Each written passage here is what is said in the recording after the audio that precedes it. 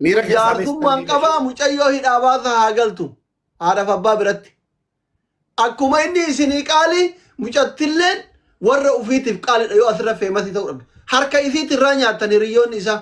Sarraatanyaadha jedheetiin harka isinirraa dhiqaa turte. Jaartiin hikaa akkamiin sarraatanyaadha jedhee waakkata.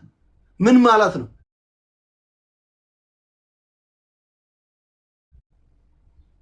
Jaartiin hikaa sarraatanyaadha akkamiin jettu. Akkamiin garaa keessa dhiitteetiin ulfa irraa baafta. Takkaa miti lama. Ila diaspora inni janajjane bira deemu kan zayti itti naqe hunda fidaa. Kan evidences tabiyya alaa ta'e tusila doolaara ergitu. Saritti haara abbaa keen gargaartu asitti jaarta namaa mallaqaan bitti. Ushaantu. Hai. Amma isi wonne akkasitti alaaramna nagaati tura warri asirra jiratan warri ijoollee raggaasa itti dhiyaatan jaarsummaan qabaa asli wajjin kan alaaramtu yoo jaartii ta'e ta'idhaa jirtu alaaramtee baafte qofa yaani birriin hingaa gumallee. Waa takkatti isin kadhanna.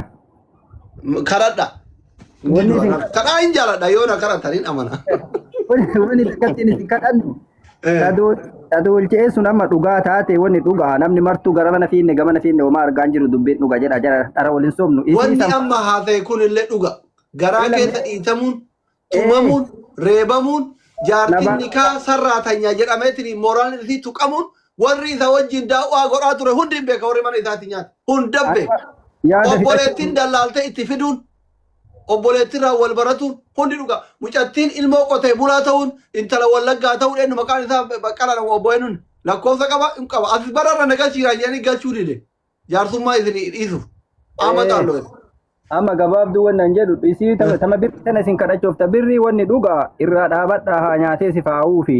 Tanallee hin dhaabata hayyee hin dhaabadha. Dhiifama gaafadha. Tana ta mucattii ta jetta waliin itti deemna nu martuu mucattiin haa baatu nulle kunilli gaafii kenna mara. Kadoolchee eega dhufanii ragaa nu kaleessuu didan doolcheen sanii oluu jiraachoo nu maraayyuu ragaan guutuun argamee jira namni martuu irraa dheesse waan kana.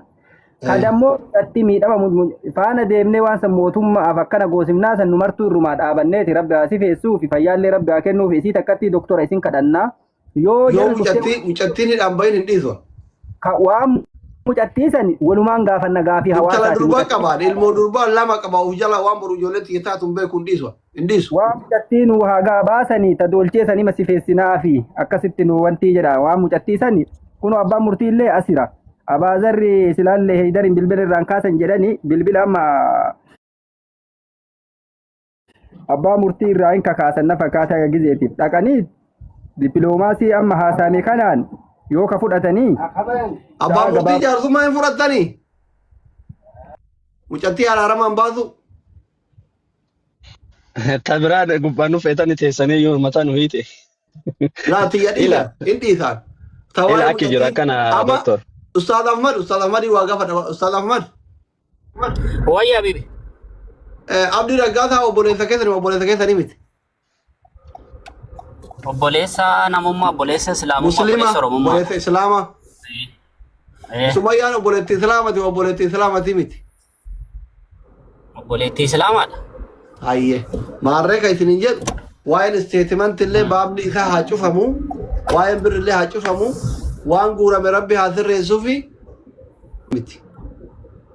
Ani miidiyaa kanatti waan itti saalfadhu waan hordoftoota kiyya warra na jaalatu itti qaanfataniif ofii kiyya itti qaanfadhu godhu. Asliin nama arrabsaa afaan isaa adaban qabu yoo jedhan sun xabaayii kiyya amala kiyya rakkoo miti dafee aara.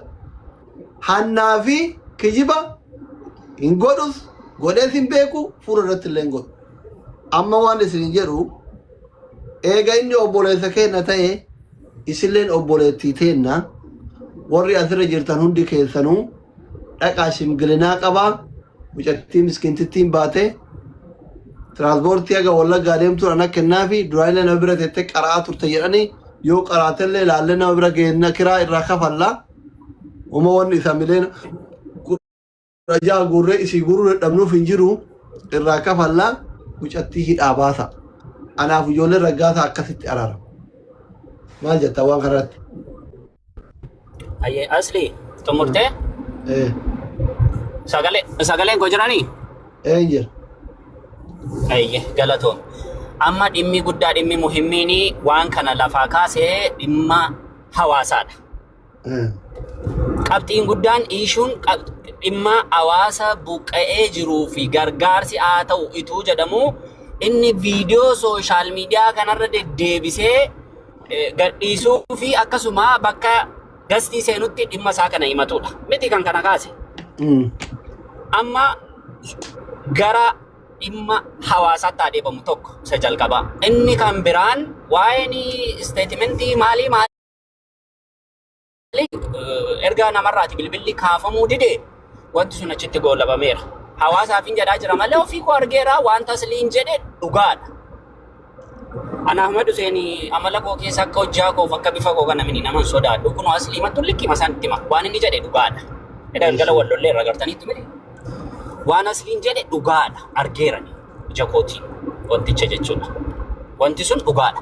Ituma dhugaa miti ta'e utuu wanti kun dhugaa miti ta'e immoo dhufee sooshaal miidiyaa kanarratti xiqqaan guddaan aslii wanti kun dogongoradha irraati dhaabbadhu jedhee nama meeqatti dhaabsiseera tu wanti kun dogongora ta'e as bahee sila asliin afaantu naal bahee akka haasaa bara kanaatti afaantu naal bahee nan dogongoree jedha sila. Kanaafu wanti dhugaadha.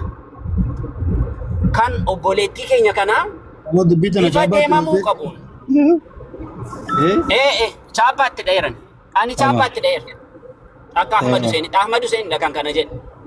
Of ta'ee of ga'e. Isa kan akkas godha.